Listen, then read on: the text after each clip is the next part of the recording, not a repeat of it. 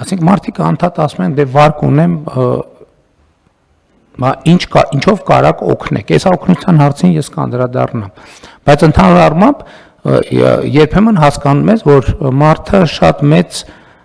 տարբերություն ա դնում ինքը բանկից այդ փողը վերցրել, թե հարևանից։ Որտեղ ոչ մեկ չի գալիս ասի հարևանից պարտք եմ, չեմ կարող պարտքը տամ, կարող ա դուք փակեք այդ պարտքը։ Որտեղ համարում ա, որ եթե բանկից ա վերցրել, այս պետական փող է, բայց մարդիկ չեն արձանագրում, որ բանկերի տրամադրված վարկերի մի հսկայական մասը իր հարևանի այդ բանկում դրած ավանդն է, որ այդ բանկը մատուցում է որպես ծառայություն, այսինքն փոխանցում է ուրիշներին։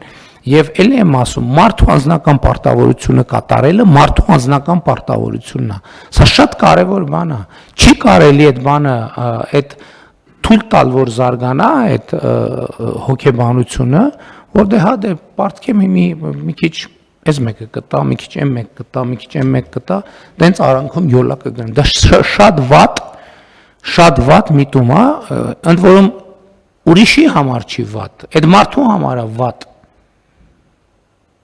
Որովհետև ինքը նշանակում է այդ ցիկլից դուրս է գալու։ Ես չեմ ուզում թաքցնեմ, ասենք մարդիկ կան, որ օրինակ ինձ նամակ են գրում, ամեն օր, եղել ամեն օր նամակ են գրել, ասել են այսօր ես ինքնասպանություն եմ գործելու, եթե այսօր իմ վարկը չփակեք։